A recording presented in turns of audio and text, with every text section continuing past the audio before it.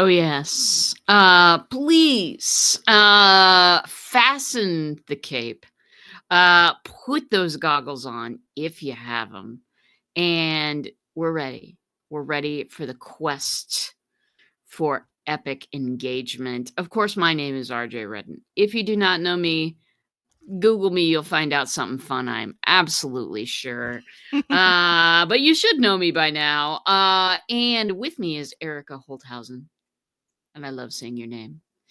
Uh, Erica is a master. Erica is delightful to talk to. Of course, that's why I brought her here to you, because you need to know her and you need to know all about her. Erica, welcome to the show today. Thank you so much. Erica needs a cool pair of goggles. That is going to be the next thing on my list. But thank you. I'm so glad to be here, RJ. This is great. Please give me your mailing address after the show. I believe I have something for you. Oh, I would love that. So, can you tell the world who you are, what you do? Sure. So my name is Erica Holthausen, and I am the founder of a company called Catchline Communications, which I love the name simply because it is an old printmaker's term, and that is why I chose it. Basically, I've been a freelance writer and freelance editor for about 20 years now. And when I started this business, it was to teach consultants and subject matter experts and coaches how to write articles to get them published in high visibility publications like Harvard Business Review, association magazines, things like that, so that they can share their wisdom with the world and raise their visibility so that they can make the impact they are here to make. That is intriguing. And when I met you, I knew that I had to talk to you more, because it is so much more than about, I mean, it sounds simple when you say it, get published, increase your visibility, but there's so much more to it than that, isn't there? Yeah. Yeah. And part of this is like my bias is I love writing. Writing is how I process the world. And so a part of it for me is also sharing that love with other people and seeing people find their writing voice and realize that, oh, here is this wisdom that I already have within me that I have now figured out how to convey and how to share with others, and to really unleash the power of their ideas Mhm. so that they can really share them elsewhere. And it builds so much confidence the more we understand what it is that we're saying and have really looked at it from every possible angle, the more we can state our views, our opinions, our knowledge with that conviction. With conviction and a little bit of delivering it in a way that we know, uh, people are understanding. Yeah. Yeah, which is, oh my gosh, yes. Thank you for saying that, because that's the trick, right? Like, we know the stuff that we know so well, and I can't remember who uses this phrase, but they call it the curse of expertise, or the curse of, I can't remember what it is, but it's basically that curse of, you know, your thing so bloody well that you can't remember what it was like not to know it. So people who don't know that thing yet, you can lose them because you just assume that they already know something that they don't. So Yeah. Oh my gosh. And it's so difficult. You're right. You can't read the label on the pickle jar if you're inside the jar. yes. Oh, that's a beautiful metaphor. That's so perfect. And it doesn't matter if it's dill pickles or sweet and sour, like same Bread and thing. butter? Yep. No, it does not. We are pickle agnostic, in this Yes. analogy. Um, well, I mean, one of the one of the things I think that, I've always loved words as well. Like, when I was a kid, you could find me when I was in the 4th grade reading The Stand, which a Stephen King book that is, Yeah. like, thick, right?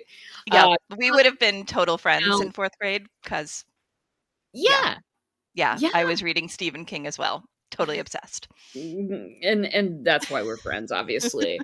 Um Yeah, my parents would be like, "Go outside and play," and I'd be like, "No, this is more interesting to me." And Yeah. reading, it took me a while to realize that I was reading a book and I was seeing, like, the scenery and the characters interact Yeah. inside my head, and not everybody does that. Yeah. Like, "Oh, maybe this is why I love books so much," and, like, just the word choice can flavor something Mhm. so intensely in a Yeah. scene. Yeah. So, There's it's a certain kind of magic, and what I love about it as well is that so there's reading, there's also like reading and writing, it's a certain type of magic. Things happen and all you need is like a pen or a pencil or a crayon and a piece of paper. Like that's it. It's a low barrier to entry and magic happens where words on a page, it's just print on a page is sparking your imagination and you're in this whole other world. And I love looking right now at the come right in, like all of that reading you did as a kid, mhm, this is where it came. Like it's now you get to create this thing that lived in your brain from words on a page and you get to create it in the image that you want it to be. yes, yes. And that's that's the world at the very simultaneously, like, with writing, we have gotten to some stages where it's more powerful and creative than ever, and Mhm. some stages, particularly where a lot of people use AI as an easy button, Right. it's gotten boring, tawdry, and the same old thing that everybody else is saying.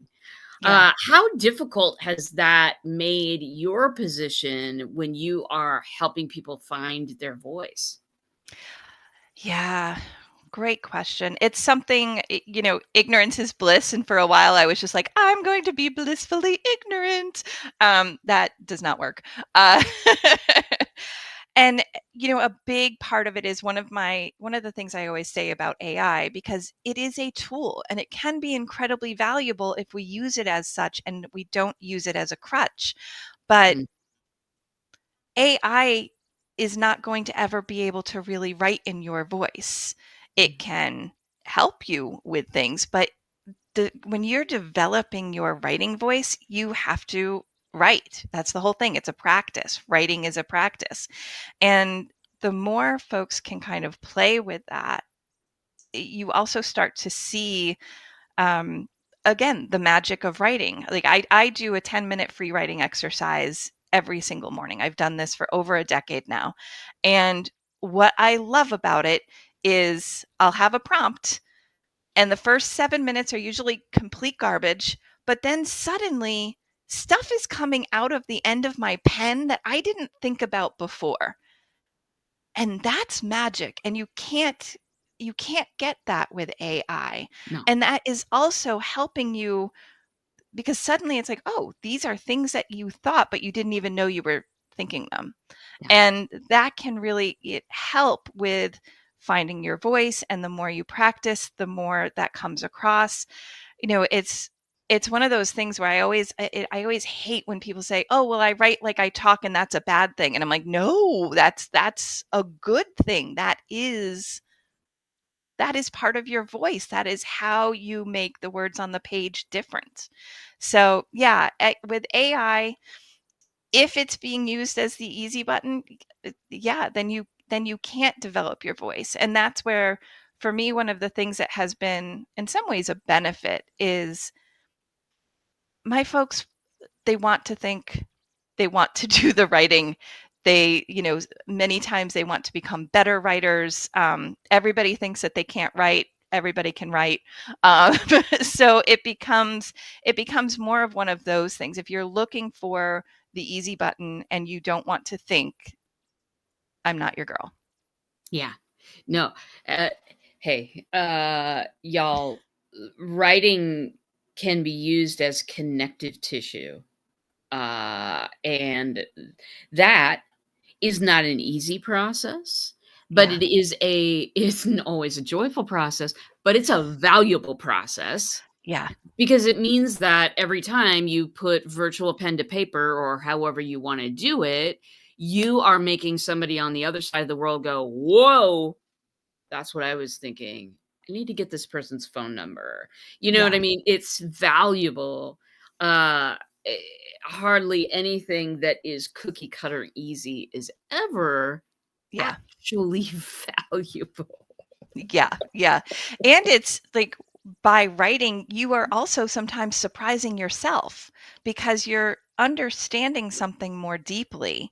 And that allows you not only to explain it to other people much more clearly, but also know in your bones, one of the things about becoming more visible is it can be scary because people are going to disagree with you because you have to have a point of view, you have to have a perspective.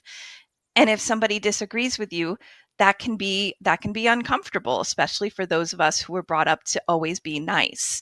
Um, you know, and the more you have written about something where it's you interrogating your own ideas, the more solid it is in your body. So when somebody disagrees, you can basically be like, cool, you disagree. I'm like, you're wrong.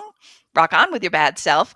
But criticism doesn't sting as much. And if it's valid criticism, then you are in a place where you can go, ooh, tell me more. Now I'm curious, as opposed to offended or hurt or afraid. Indeed.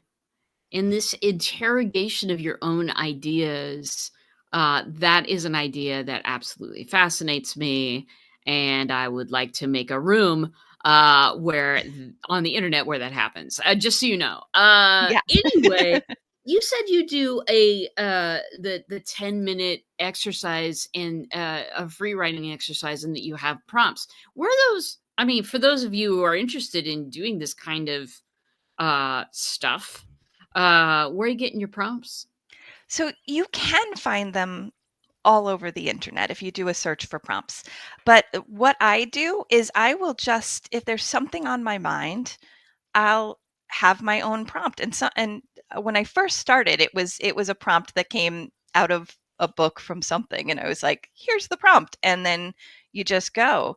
But now what I usually do is, like, tomorrow morning I will look back at, actually I did it this morning. After I finished my free writing thing this morning, I read through and I was like, "Oh, that's interesting." And I just circled a few things that looked interesting. And one of the things I circled will be the prompt for tomorrow, Okay. because why not? Why And not? for the free writing exercise, it is the practice. It is the practice of writing for me. It is something that helps me embrace the shitty first draft and write the first draft really, really quickly and not edit myself because I've got 10 minutes. And it's really about it's not for anybody to read. It doesn't have a point other than the practice. The practice is the point.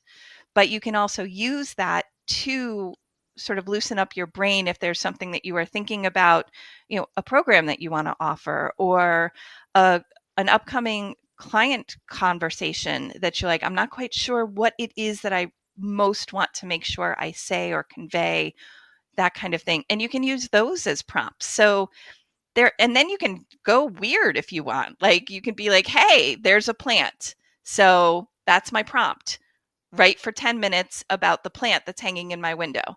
And you can be surprised too with those where it can take you, because your brain does weird, wonderful things with weird, wonderful things. Like, one of the first prompts, I took a workshop a million years ago, and that's how this started, was your mother's face before she was born. That was the prompt. And I'm a recovering lawyer, so the logical me was like, "What in the world is this person talking about?"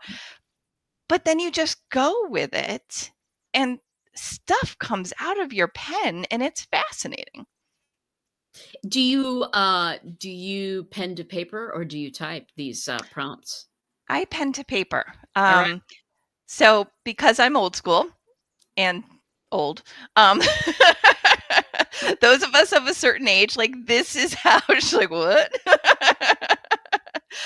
But, like, this is how I learned to write, and there is something about pen to hand to arm to heart. There is something magic about that for me.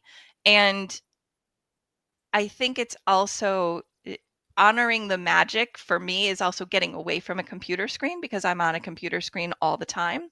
Mm. So when I do a free write for a project that I'm working on or an article I'm writing, then 50-50 chance. Like I might just do it on the computer um, because now I've been on it so much. There's still some of it. But the magic, I never have the magic happen where suddenly something is coming out that I really didn't know about on the computer. I do have it happen pen to paper, and I have no idea why. That's pretty cool. I'm the opposite. I love to get lost in well, okay, this will only make sense if I show you my keyboard. Okay, hold on. I love a little show and tell too. Oh my gosh. So, it's a clickety clackety. Oh, fun. Oh my god, I know, right? Like, yeah, it Okay, makes that thing is magic. ew. Well, I mean, the rainbow lights, the clickety clackety, Mhm. uh, you gotta really press to make it happen, like, Yeah. So it almost the feels like a typewriter as opposed to it almost does. yeah. There actually were keyboards that I could get that, this is just keys, but there was one that I was looking at that, actually has a return carriage, and if you know what I just said, you be Yep. old too. Yep. Then you Welcome. are of the age that we are of. Yep. Anyway, And you are no, yeah, welcome here. you're welcome, babies. Welcome to the fold. Oh, it's a beautiful place. But I was looking at that one, but I didn't want to buy it because I'm so used to using a number pad and it didn't have a number pad on it. So I went with Yep. this guy. But no, I get absolutely lost in it. Do you just write whatever comes to mind?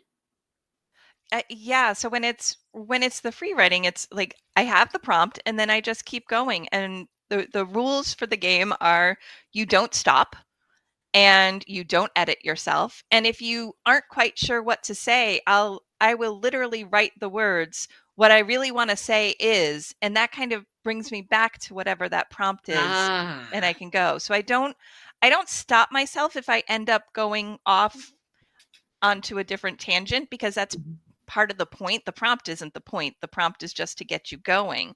But if I find myself kind of getting stuck, what I really want to say, like it unblocks things and then stuff just goes. And, I mean, the brain is a fascinating, weird little creature that lives in our head. Mhm. And like all of a sudden you're like, huh, well that went in an interesting direction. That's kind of cool. Or wow, do I really, one of the questions I often ask myself is something like, do I really believe that? Like, is that true? Because stuff will come out and it's just like, oh, hadn't thought of that. Well, I'm asking you so much about your morning practice because I need to do it. I want to do it. I am, when I take the time to do that Hmm. free writing stuff in the morning, that actually preps me to do an email out to my Yeah. audience. Yeah.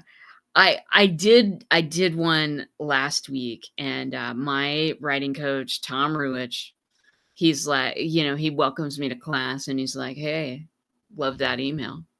But I just need to, there's people there." He goes, "I just need to just need to ask you how long it had been since you'd written another email. And I'm like, 6 weeks. And he's like, no, don't be doing that. So, I'm all about seeking ways Yeah. to get that jar of pickles open in the morning, Yeah. you know? And that's one of the things is if you want to use the prompt as a prompt specifically for, like, I will use this for articles I write for my email newsletter because it loosens up, it just loosens something up so that I'm not so either so formal or so like blah blah blah blah blah blah. Like it loosens all of that stuff up, and then it gives me ideas, and I'll go back and again I'll circle things or highlight them if I'm like, ooh, this is something, and it can give me a really great jumping off point. And every once in a while, the thing that I write as a free write is actually pretty good and just needs to be refined. But usually it's just so I can get ideas out, and then I'll come out with, okay, here's what I want to do. When I'm writing for something like an email newsletter, I call it the SOAR analysis. So I look at and I'll plan out my articles. Who does this serve? Who does this article serve? What is the objective of this article? In other words, why should that person care and why should they read it? What is the action that they will be able to take once they read this piece? So, and by that, it's like, how will this change their behavior, their mindset, or their thinking? And then the filter question, because I can talk about a lot of things, is will this enhance or diminish your reputation? Mm. Because if it's not aligned with the reputation that you are building, just because you can talk about it doesn't necessarily mean you should if it's going to this audience, because you want to make sure that that everything you do is driving towards that same reputation so that you don't confuse people. Yeah. And that can be hard because I have opinions on everything, regardless of whether I'm qualified. So That's why yeah. I love conversations with you. I swear to you, I see you on my calendar and I go, "Yes, we're talking to Erica today." It's always a beautiful conversation. Yeah, okay, excellent. What drives you forward? What motivates you to do the why did you choose this work above all else? Yeah. Great question. So, a couple of things. First, I didn't know that this could be a thing. And when I left my last job, which was in advertising, and I was not a happy camper, Mm, and my timing was awesome. I left January of 2020, that's right. right before like all the things happened. But I was working with a business coach and trying to figure out, okay, what is my next step? And from a career perspective, I've been in marketing and advertising for years. So I thought, oh, well, I guess I'll do content marketing. I had a lot of connections in that space. I can also write websites. I was like, okay, well, that's the stuff that I can do that. And I was working with this coach, and I just said, oh, I'm so over this right now. And he was like, well, that's a problem. And ended up talking about a project I had worked on years ago with a consultant. Um, he was an environmental health and safety management consultant. I had a friend who was an editor at EHS Today, which is a very quirky trade journal. My editor friend was saying, oh, like we are looking for some more expert writers. And I was like, I might have the perfect person. There's no planning behind this. That was just like luck that happened, and the universe came together and poof, here you go. And I loved everything about that project. And so my coach at the time was like, well, why don't you do that? And I said, well, why don't I do what? I had no idea what he was talking Is about. that a thing? Right. Mhm. And then it's, because I've been a freelance writer and editor. So I've been on both sides of that pitch, and I know this world, but I never put it together as something that, you mean I could actually do this? And then I love teaching. I love when people really find their thing and get nerdy and excited about it. Yeah. And I am one of those people you don't ever want me to be bored, because when I'm bored, I become a little social scientist and I stir the pot to see what happens. Mhm. So I also never get bored because I'm working with people who know things that I know nothing about, and their brains work differently. And being able to, there's the goals that my clients have that I know about. And then there's my super secret goals that I don't really talk about, but they're totally there. And it's like, I want you to fall in love with writing. And when they do, it's like this beautiful thing, because you can see when people have really stepped into their own writing voice, and it sounds like them, not like official them or corporate them or academic them. It's like Wow. them on a page. And when you can get something and be like, I know who wrote this, and I don't even have the name of the person at the top, because they now have such a strong voice. Yeah. So that's one of the other things. And just this idea that there's so much junk online. So putting out high quality, valuable stuff, that's another piece of it, is making sure hi puppies. um making sure that there is more of that, because there's so many incredibly brilliant people. But if they're not known because they're not putting their brilliance out there, and nobody knows that they are brilliant, it just makes this whole business thing so much harder. Oh, So that's part of it as well. yeah. It does, and the intricacies of voice, Yeah. the because really magic can happen. And I mean, if you look at some of the literature that's really moved us across time and space, that is it's just absolutely the truth. Yeah.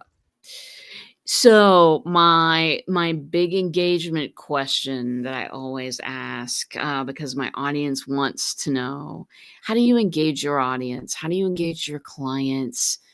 How do you become the best sticky note that there ever was? Tell Give us something. Yeah, I love this question too, because there's magic in engagement as well. And the more I have found, the more I just fully sink into me with all of my quirks, because like I am like, preach it, sister, I'm quirky. And like, but the more I just embrace that and embrace who I am with all of the things, and just show up fully as myself, and don't worry about, like, I'm a strong cup of tea and I am not everybody's cup of tea, but that's okay. Not everybody is my cup of tea either. So the more I do that, the easier it is to engage with folks. And then, a really big shift that happened for me a couple of years ago, because I was very burned out when I left my last job. And I think that's part of why I was like, I hate marketing. Because marketing is delightful, Yes. because if you anchor everything you do in your marketing in value, you're always serving folks. Mhm. And now, it took a while to get there, but I used to be very hesitant about my email newsletter. And now, like, I get to write this is my community of people that I get to write to. And every 2 weeks, I get to write, basically a love letter to my people, and like see how they're doing and give them something useful. And it's become something that I actually really enjoy and look forward to doing. And yeah, and I've thrown out a lot of the rule books, frankly, because most of the rule books are garbage. Yeah, they are. So, They were written by people, that are very much not like us. yes. Why would I be using that rule book? No. Yeah, yeah, Yeah. There's magic in engagement, there's magic in voice, yeah, and, there's magic in how you work with people. if there were someone out there wondering how would I work with this beautiful Erica Holthausen, how would they, get a hold of you? Um, well, I am on one and only one social media platform, which is delightful because I used to be on all of them. So I'm on LinkedIn and you can find me there. I have a brand spanking new website that nobody else needs to care about, but it's like my new little baby. So my website is just catchlinecommunications.com, which is a great place. And then what I often recommend to folks is I host a free mini training and Q&A every single month. So called Pitch to Publish. So that's a great place to start because you get a sense of whether you vibe with me or not, because Right, it's right. okay if you don't. Um, and B, you get some of your questions answered to see, is this something that you are interested in doing? Do you want to write for high visibility publications? Why? What are your goals behind that? So it starts to give you some really good context so that you can make a really well-informed choice. Yeah. Yeah, I love that. That's that just that idea of, "Hey, why don't you come? Why don't you just be a part of things and then make Yeah, your own decision?" I yeah, mean, you're the original version of, stop marketing, stop selling, serve and invite. yeah. Yeah. Yeah, which Um, and doesn't that make it makes it so much more fun because it's just yeah, you can just be yourself and then and actually, RJ, it was you who was like, you could just say like, "Hey, I'd love to work with you if you're interested."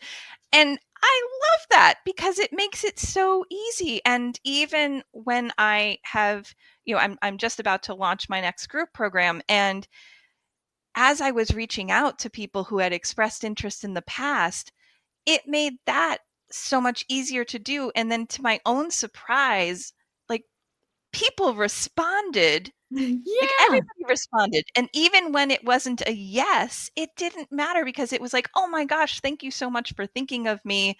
You know, for some folks, it's not the right fit. For some folks, it's not the right time. And, y- you know, either way, it didn't matter because that was another way to build the relationship. And, then we had these whole lovely conversations about whatever we wanted to have a conversation about. So, yeah, Yeah. that goes back to the showing up as your full self.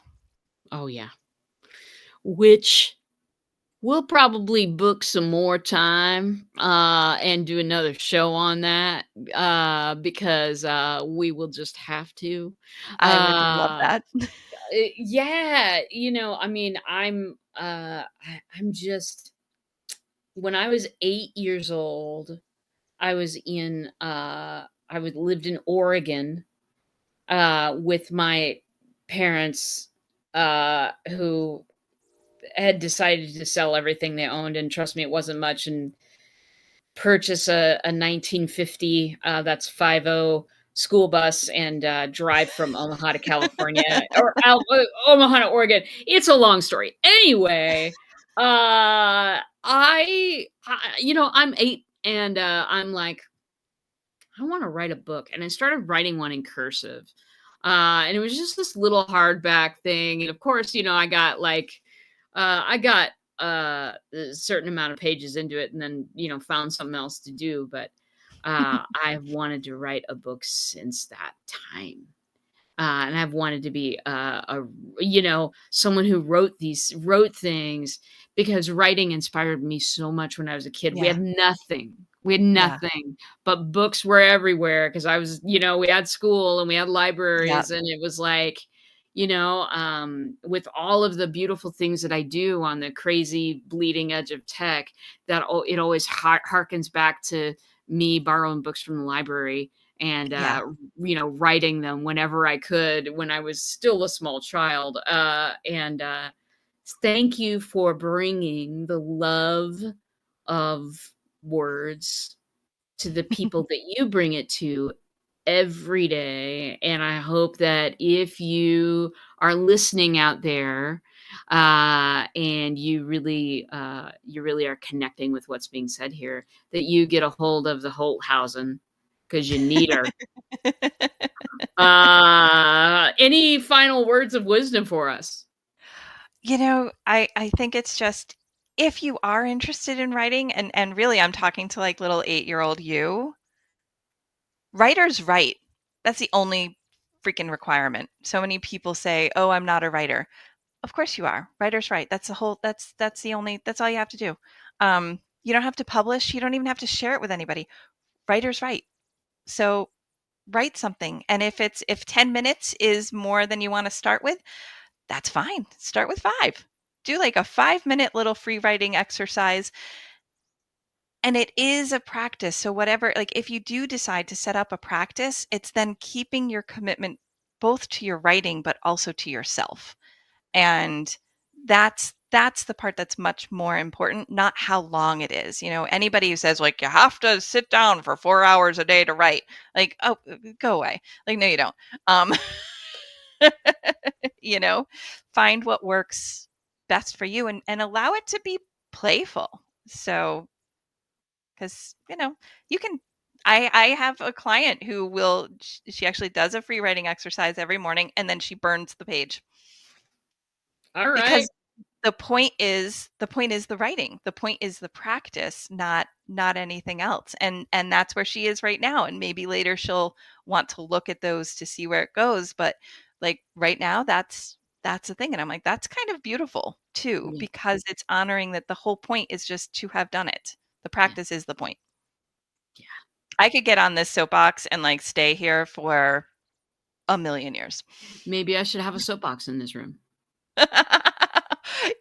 Well, the queen in green back there is like, I she's kind of know. rocking it out, right? I know, right? Like, yeah. I love my world and I love the people in it. Well, very good. We have to wrap this up. Just, I don't know. I don't know why, because arbitrarily it's that time, people. We'll don't worry, we'll invite Erica back because she's amazing, and y'all need to hear from her again. Thank you for coming, my friend. It was Oh, thank awesome. you for having me. It's always great to spend time with you. Thank you. Awesome. Well, everybody out there in podcast land, we'll be back next week, same bot time, same bot channel, talking about the quest for epic engagement. I hope that things go well for you this week. Take care of yourself, take care of each other, and I will